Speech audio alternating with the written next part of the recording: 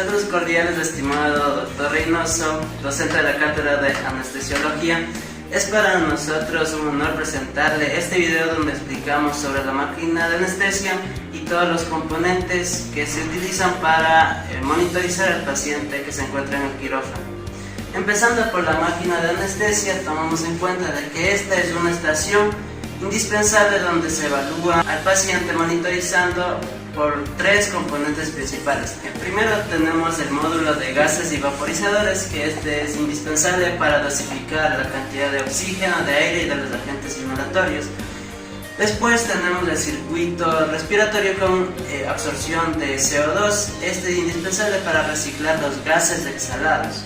Y tercero tenemos el ventilador mecánico, que es indispensable para suplir la función pulmonar ante el paciente que se encuentra inducido por anestesia, el cual tendrá una parálisis muscular inducida. Sin embargo, la administración de esta mezcla de gases requiere una absoluta sincronía con la fisiología del paciente. Por ello vamos a desglosar cada uno de los parámetros en este video. Empezaremos con la pulsioximetría, la capnografía, el índice bispectral, la presión arterial invasiva, el electrocardiograma en derivaciones bipolares y finalmente el monitoreo de la relajación neuromuscular. Entonces iniciamos con el monitoreo de la saturación de oxígeno en anestesia. La pregunta es, ¿cómo este dedil de plástico sabe exactamente cuánto oxígeno hay en la sangre arterial del paciente sin extraer una sola gota de sangre?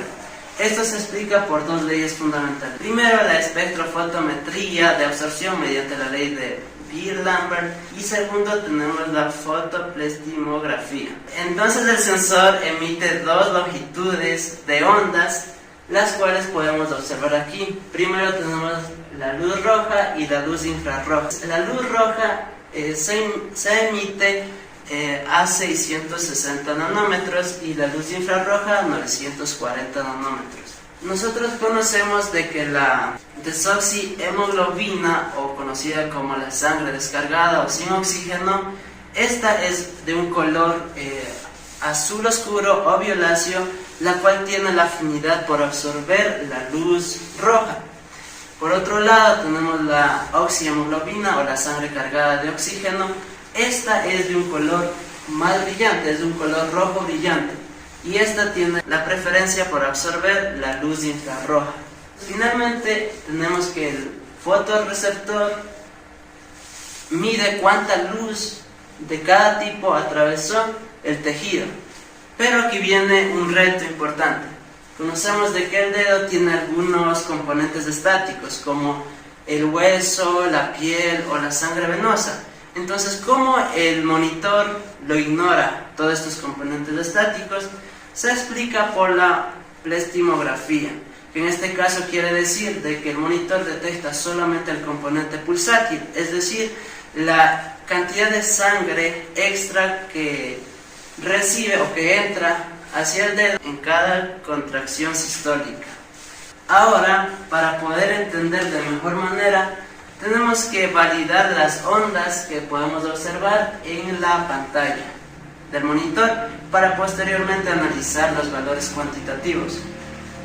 Nosotros observamos dentro de la curva plestimográfica las ondas, las cuales van a tener tres componentes principales. Estas ondas indican el volumen sistólico y también las oscilaciones que existen en la resistencia vascular periférica. Aquí tenemos más detalladamente la curva plestimográfica. Tiene tres componentes principales: la amplitud, la posición de la incisura dícrota y también el ancho de banda. Primero, la amplitud. Esta representa el volumen de sangre que eyecta el ventrículo izquierdo en cada latido cardíaco y también la apertura inicial del vaso. Luego tenemos la posición de la incisura dícrota. Fisiológicamente, cuando el corazón termina de contraerse e inicia la diástole, el ventrículo izquierdo tiene una presión de 0. Entonces, por gradiente, la sangre que se encuentra en la arteria aorta tiende a regresar, y al hacerlo empuja las válvulas de la válvula aórtica, cerrándolo. Y una vez que se cierra, esta sangre choca contra las válvulas cerradas y genera una especie de rebote hacia adelante. Al generar este rebote también podemos observar una onda menor y esta es la que se representa. Y en tercer lugar tenemos el ancho de banda. El ancho de banda representa prácticamente el tiempo que se demora en dar la curva. La elasticidad de las arterias puede cambiar completamente la onda. Sin embargo, en un paciente sano nos menciona de que la posición de la incisura dícrota está entre el 20 y el 50% de la amplitud. La elasticidad de las arterias puede estar inducida por vasodilatación o por vasoconstricción. Si nosotros hablamos de la vasodilatación, tenemos leve, moderada y severa. Dentro de la vasodilatación leve lo que vamos a encontrar es el aumento de la amplitud de la onda porque el corazón no tiene resistencia al momento de inyectar la sangre. Y la incisura dícrota va a encontrarse alrededor del 20%. En segundo lugar tenemos la vasodilatación moderada, donde también encontraremos la amplitud aumentada, esta debido a que el corazón tampoco tiene resistencia, estamos hablando de una vasodilatación. Y por otro lado tenemos de que la sangre no va a rebotar hacia las válvulas aórticas cerradas, por lo tanto la incisura dícrota va a encontrarse plana o incluso en el 0%. Y cuando hablamos de una vasodilatación severa, aquí lo que nos interesa saber es que esta puede representar el extremo de un shock séptico o distributivo, donde la sangre no tiene resistencia, por lo tanto, la incisura dícrota podrá llegar incluso a niveles negativos. Por otro lado, tenemos la vasoconstricción. Dentro de la vasoconstricción, lo que vamos a observar dentro de la curva es una amplitud corta porque las arterias se encuentran rígidas y al encontrarse rígida el corazón tiene que hacer un mayor esfuerzo para inyectar la sangre. Por lo tanto, la amplitud va a ser muy corta y de igual manera la sangre va a tener mayor resistencia y tratará de rebotar. Por lo tanto, la incisura dícrota será casi instantánea, estamos hablando mayor al 50%.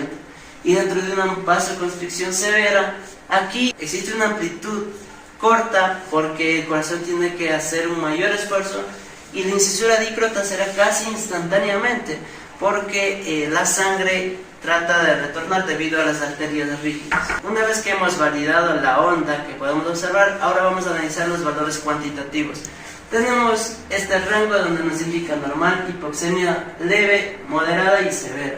Dentro del normal es lo que se espera dentro de un quirófano, que debe encontrarse los valores entre el 95 y el 100%, o más que todo de preferencia está entre el 98 y el 100%, donde nos indica de que todos los sitios de la hemoglobina están llenos de oxígeno.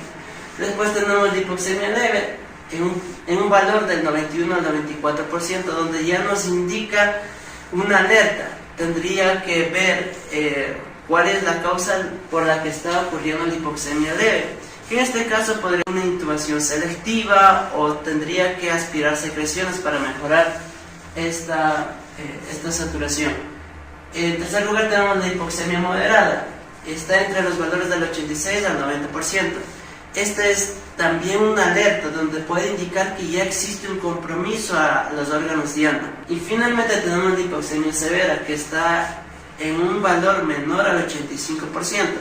En este caso ya es una emergencia porque estamos entrando en un rango vertical de la curva de la disociación de la hemoglobina. A continuación les daremos a conocer sobre la presión arterial invasiva. Esta es una técnica muy utilizada para medir con precisión y de una manera continua la presión arterial. Esta técnica se utiliza en pacientes que se van a someter a una cirugía de larga duración. De igual manera, cuando nosotros necesitamos muestra de la sangre arterial continua del paciente y por supuesto se utiliza en pacientes que se encuentran hemodinámicamente inestables. Para medir esta presión arterial con exactitud tenemos diferentes herramientas. En primer lugar tenemos la canalización de la arteria. Esta canalización se puede hacer tanto en la arteria radial, braquial y femoral.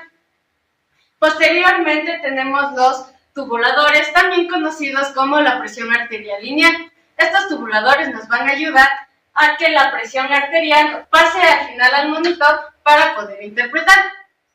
De igual manera tenemos la vía de las tres llaves. Esto nos ayuda tanto a extraer muestras y también a colocar fármacos en el paciente.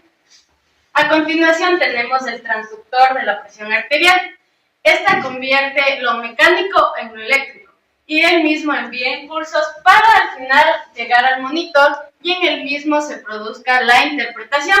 Sin embargo, se debe tomar en cuenta que para la presión arterial invasiva, el transductor de la presión arterial se debe colocar al nivel de la aurícula derecha, ya que como conocemos, en lo de la circulación cardíaca existe el eje levastático. Este eje nos va a ayudar a medir con precisión esta presión arterial. No tiene que estar ni más arriba ni más abajo de la aurícula derecha. Como podemos observar, el monitor nos va a enseñar diferentes ondas. Estas ondas van a tener 6 puntos, los mismos que son muy importantes diferenciarlos. El primer punto es el ascenso de la presión arterial sistólica. El segundo punto nos va a dar la presión arterial sistólica. El tercer punto va a ser el descenso de la presión arterial sistólica. El cuarto punto es el punto dicrótico. Este punto es muy importante reconocerlo, ya que nos va a ayudar a diferenciar la presión arterial sistólica de la presión arterial diastólica. De igual manera, en este cuarto punto se va a dar el cierre de la válvula aórtica. En el quinto punto tenemos el descenso de la diástole y por último, en el punto 6, tenemos la presión arterial diastólica. Como podemos observar en esta imagen, tenemos tanto la presión arterial sistólica y la presión arterial diastólica mediante esta curva. Para su interpretación no es muy difícil, ya que como podemos observar en el monitor de aquí abajo, en este monitor nos va a dar en números tanto la presión arterial sistólica, la presión arterial diastólica y la presión arterial media. Y esa es toda la explicación en cuanto a la presión arterial invasiva. A continuación, les voy a hablar sobre la capnografía. La capnografía es el monitoreo continuo de la concentración o de la presión parcial de dióxido de carbono presente en los gases respiratorios, especialmente durante la inspiración.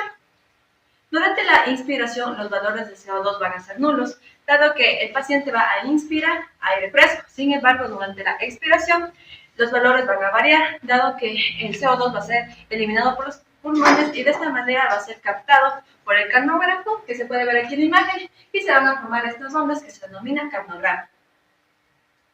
La importancia de la capnografía en la anestesia radica en que nos permite evaluar en tiempo real la ventilación respiratoria efectiva. De igual manera, nos va a permitir saber si se está realizando de manera adecuada la reanimación cardiopulmonar. También nos permite observar si es que existe alguna alteración, un cortocircuito, una fuga o una obstrucción en el circuito de anestesia. Por otra parte, nos permite detectar de manera precoz apnea, hiperventilación, hipoventilación. Y asimismo nos permite saber si el tubo endotraqueal está colocado de manera adecuada. ¿Cómo se va a colocar este dispositivo? Bueno, este se va a colocar entre el tubo endotraqueal y el circuito anestesia ventilador. Hablemos de la curva capnográfica. Bueno, esta va a constar de 4 fases. La fase 1, también denominada línea de base, que va a ir desde la A hacia la B. La fase 2, también denominada ascenso expiratorio, que va a ir desde la B hacia la C. La fase 3, también denominada meseta alveolar, que va a ir desde la C hasta la D. Y la fase 4, que tenemos al descenso inspiratorio. Bueno, ¿qué sucede en la fase 1? Aquí va a dar inicio a la expiración.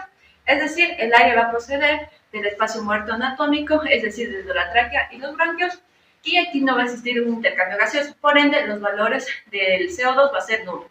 Por otra parte tenemos a la fase 2, en este caso va a haber un intercambio rápido del aire del espacio muerto anatómico con el aire alveolar, rico en CO2.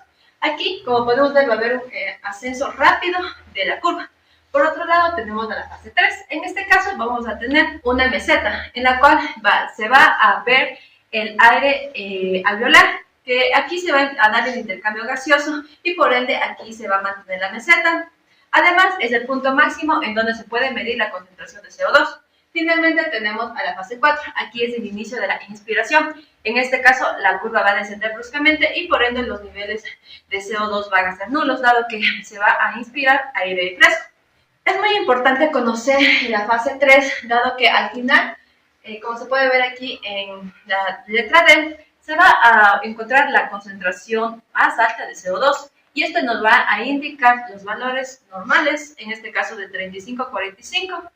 De igual manera, es muy importante dado que nos va a indicar los 3 procesos fisiológicos fundamentales, que es la producción de CO2 en los tejidos, el transporte de CO2 en la sangre y finalmente la eliminación por medio de los pulmones. Esto ha sido todo respecto a la capnografía.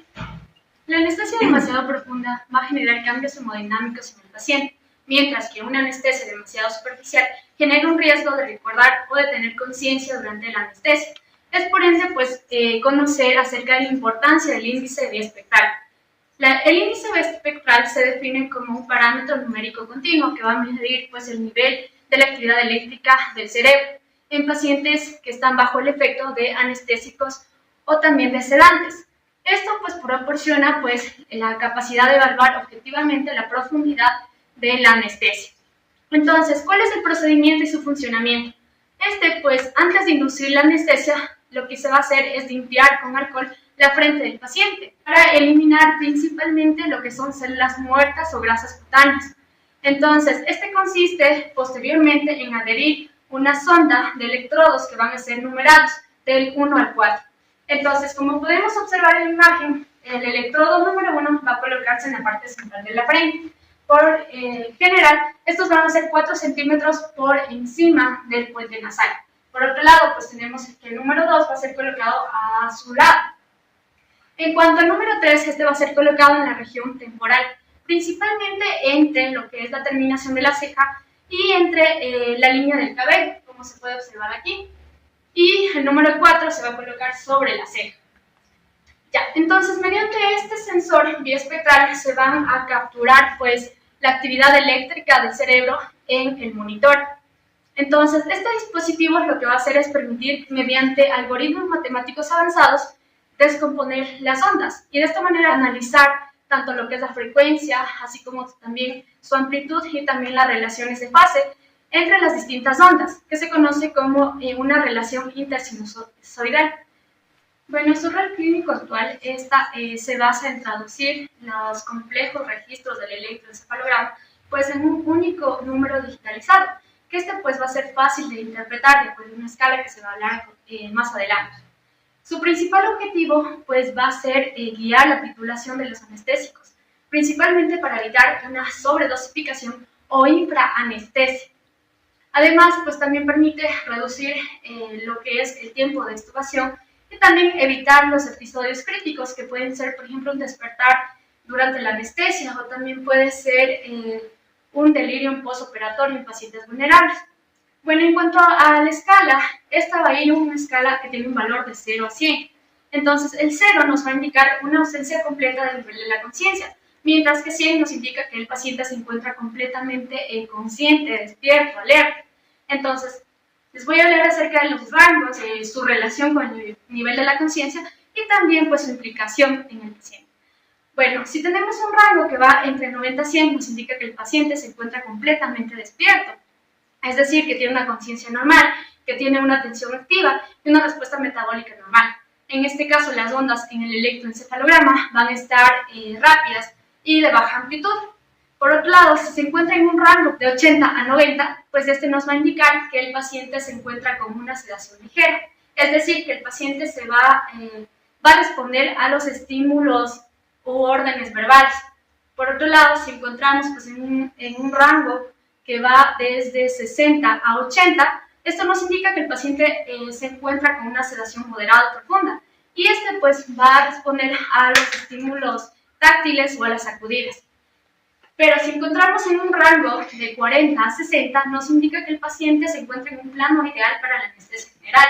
Entonces, este paciente tiene una pérdida completa de la conciencia. Entonces, en este caso, va a ser el plano ideal para continuar con la cirugía. Y las ondas van a encontrarse suaves. Y por otro lado, si encontramos en un rango de 20 a 40, el rango nos indica que el paciente va a tener una anestesia profunda. En este caso va a tener una depresión cortical marcada. Por otro lado, si encontramos en un rango de 0 a 20, nos indica una supresión de brotes. En este caso, las ondas del electroencefalograma van a estar particularmente planas. Y esto nos indica un riesgo de toxicidad, ya sea por sobredosificación o en el caso por hipoperfusión cerebral.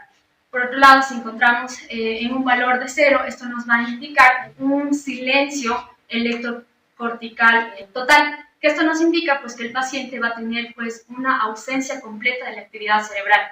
Entonces, esto ha sido todo en cuanto al índice biespectral. Continuando con la monitorización cardíaca a través del electrocardiograma, la actividad eléctrica del corazón puede ser recogida en la piel por medio de electrodos. El electrocardiógrafo registra esta actividad cardíaca y los muestra gráficamente. Estos gráficos representan el potencial de acción o el voltaje global del corazón, que cambia conforme a través que pasa el tiempo durante un ciclo cardíaco. Las 12 derivaciones del electrocardiograma implica colocar 10 electrodos en el cuerpo, uno en cada miembro y 6 electrodos en el tórax.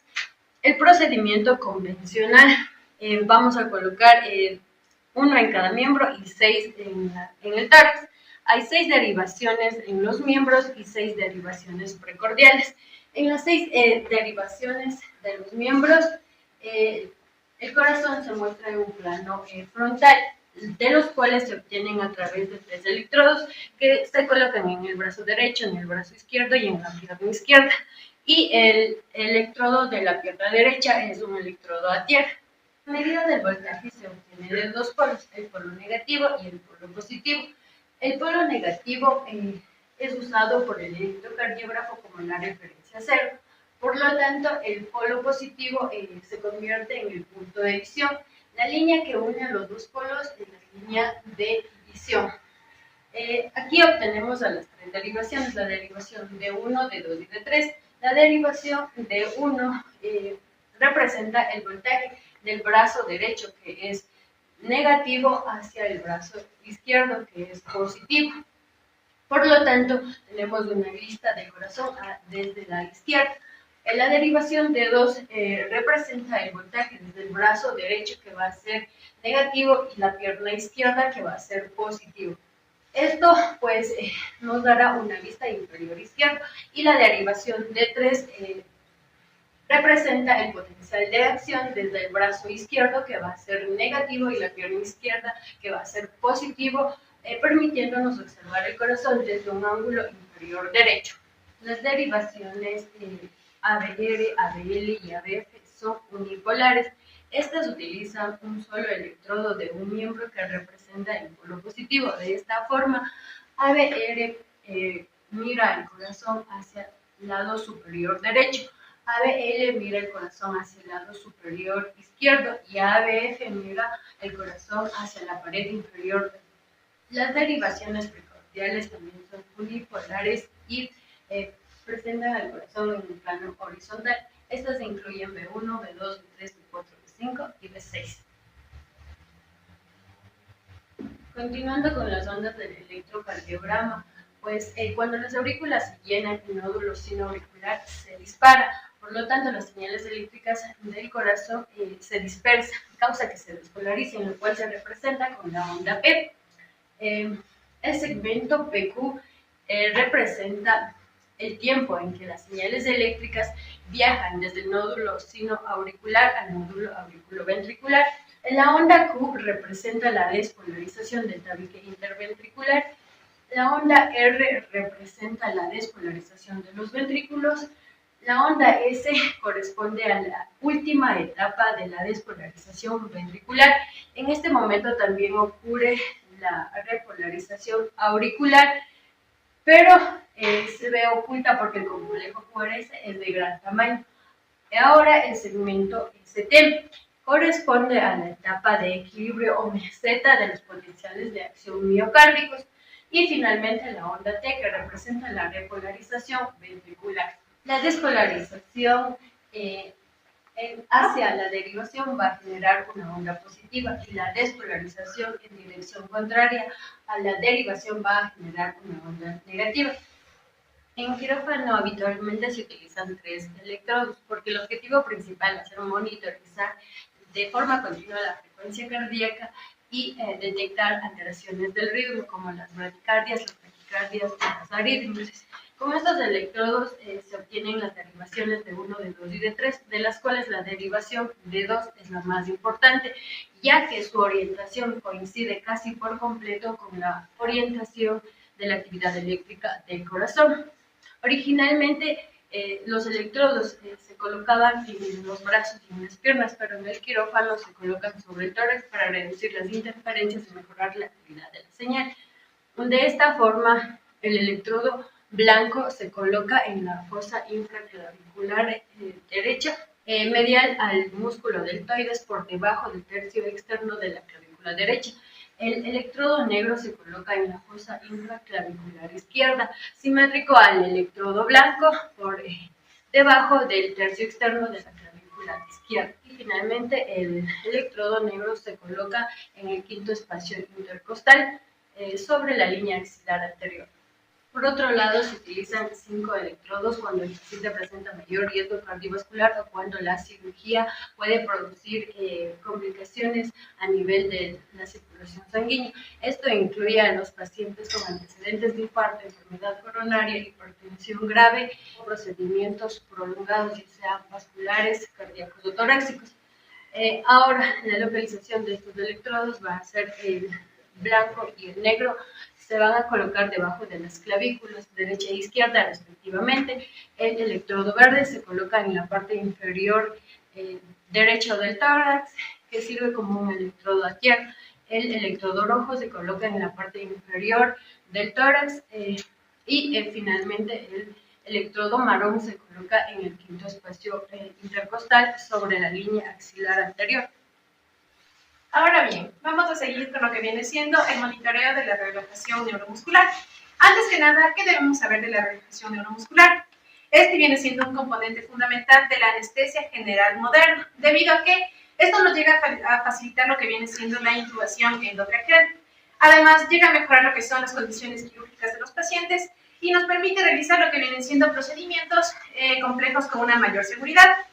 Pero para lograr estos efectos que se van a utilizar son los bloqueadores neuromusculares. Estos que son unos fármacos que van a actuar netamente sobre la transmisión del impulso en la unión neuromuscular, lo que viene produciendo una parálisis muscular temporal. Sin embargo, lo que hay que tener en cuenta aquí es que esta respuesta a los medicamentos puede variar entre todos los pacientes.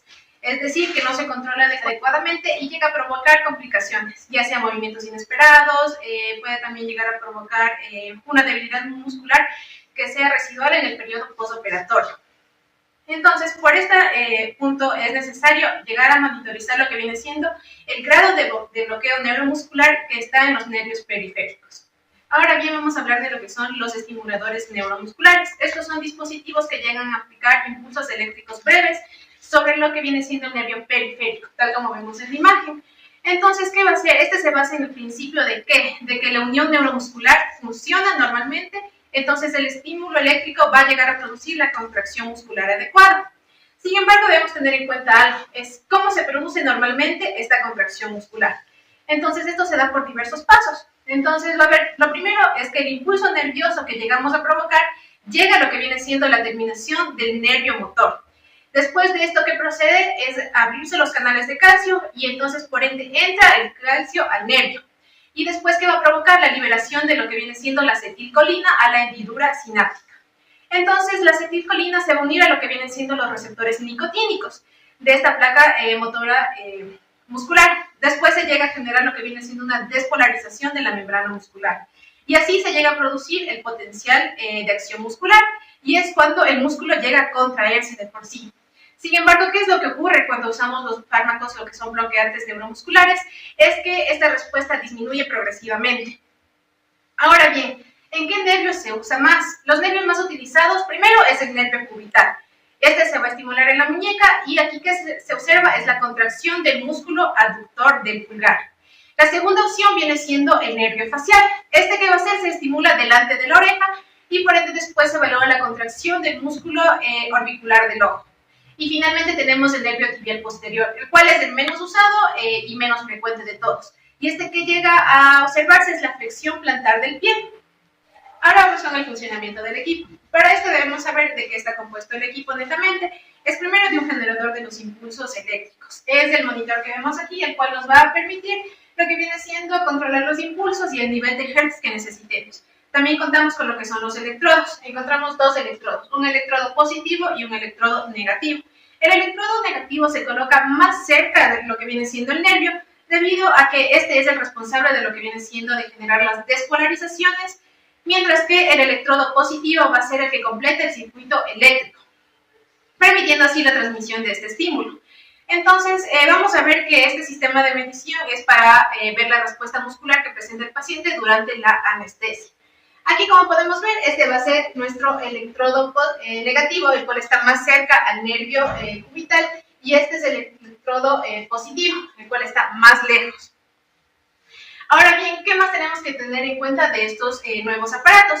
Es que estos son tan modernos que llegan a cuantificar la respuesta mediante ¿qué? Una aceleromiografía, el cual mide la aceleración de este movimiento muscular. También podemos encontrar lo que viene siendo un electromiografía, lo cual viene siendo el que mide la actividad eléctrica muscular. Y también podemos encontrar una kinemiografía, el cual mide el desplazamiento del músculo. Ahora bien, tenemos que hablar de lo que vienen siendo los patrones de estimulación, que son, bueno, evidentemente debemos saber que existen varios patrones los cuales llegamos a utilizar para valorar los bloqueos musculares, neuromusculares, y vamos a encontrar el primero, que es el TOF, o Train of 4, que significa tren de 4. Entonces, ¿en qué consiste este? Primero debemos saber que es el método más utilizado de todos los patrones de estimulación. Después consiste en que se aplican lo que son 4 estímulos eléctricos consecutivos con una frecuencia de 2 Hz durante 2 segundos. Entonces, ¿cómo vamos a interpretar esto? Es que 4 respuestas iguales, es decir, que existan 4 contracciones, significa que hay una ausencia del bloqueo significativo. Si encontramos 4 respuestas, pero estas van disminuyendo progresivamente, o sea, es decir, es un fade, es decir, que la fuerza de contracción va disminuyendo, encontramos un bloqueo parcial. Y si de los 4 estímulos solo encontramos 1 a 3 respuestas, hablamos de un bloqueo moderado. Sin embargo, si encontramos 0 respuestas, es decir, 0 contracciones al momento de aplicar los estímulos, quiere decir que nos encontramos con un bloqueo profundo. Entonces aquí podemos ver la estimulación del TOF. Aquí podemos ver que este es 1, 2, 3 y 4, 4 estímulos. Aquí se puede observar que los 4 estímulos tuvieron respuesta muscular, entonces estamos con una respuesta al 100%, es decir, que no existe ningún bloqueo muscular. De los 4, en el siguiente caso vemos que de los 4 estímulos que fueron dados, solamente, bueno, existieron 4 respuestas musculares, pero estas fueron disminuyendo progresivamente. Entonces, ¿qué significa? Es que estamos mediante un bloqueo moderado o un bloqueo parcial. Y así con el resto de respuestas. Además, dentro de lo que viene siendo el TOF, el Train of 4, ¿qué más podemos encontrar? Es que este llega a calcular la relación del TOF.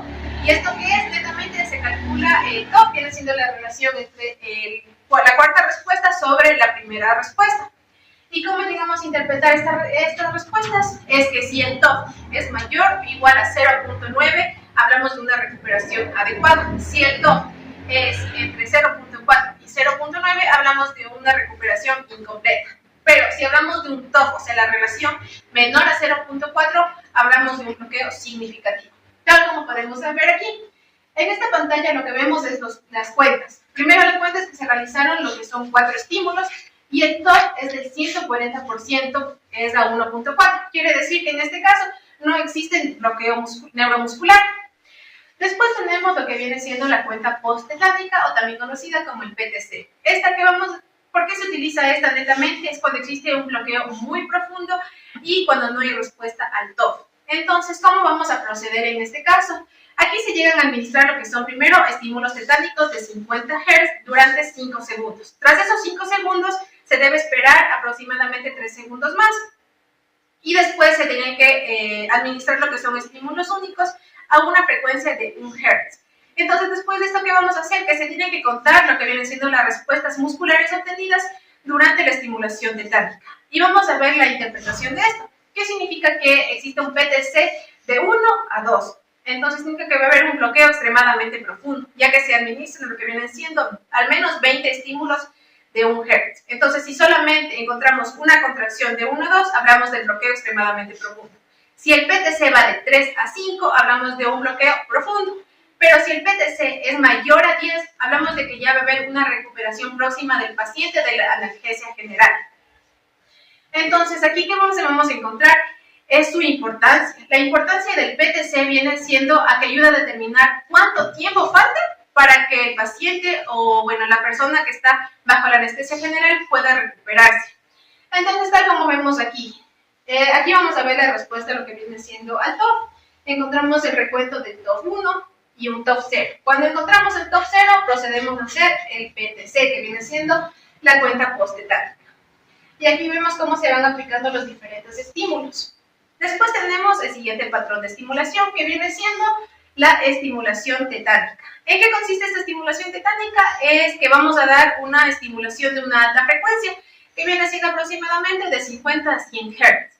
Entonces, la respuesta normal en una persona que no está bajo los bloqueantes neuromusculares, vamos a encontrar la contracción sostenida durante esos 5 segundos. Sin embargo, si nos encontramos con el bloqueo neuromuscular, lo que vamos a encontrar es una pérdida progresiva de lo que viene siendo la fuerza muscular.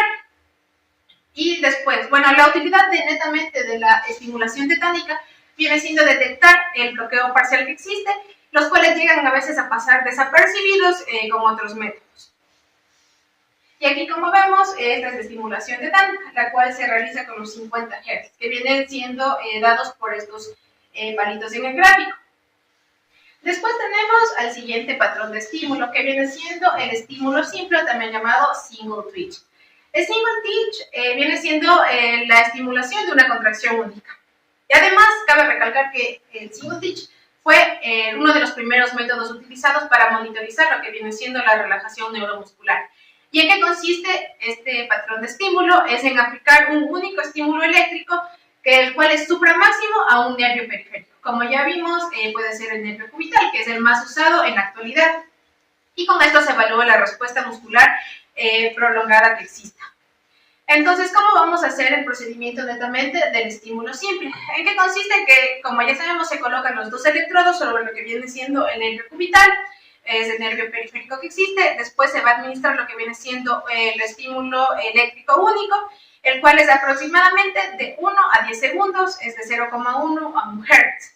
Entonces, después se llega a registrar lo que viene siendo esta amplitud de la contracción muscular en el paciente, mediante ya sea la observación, la electromiografía o la aceleromiografía.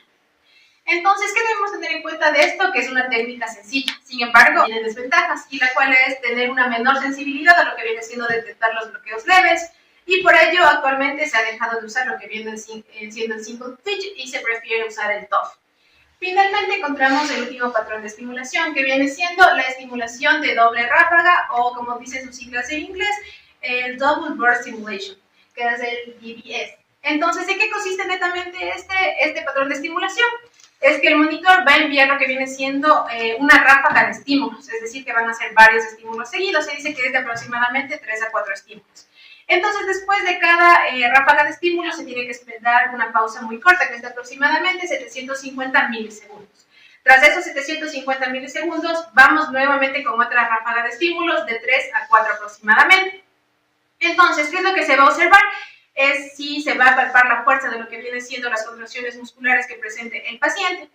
¿Y qué se busca con esto netamente? Es comparar si la segunda contracción tiene la misma fuerza que la primera contracción, es decir, las ráfagas de estimulaciones están iguales o no. Entonces, ¿qué es lo que ocurre? Si ambas ráfagas, es decir, que en ambas ráfagas, ambas contracciones llegan a ser iguales, el paciente está recuperado o tiene ya netamente un poco de bloqueo neuromuscular.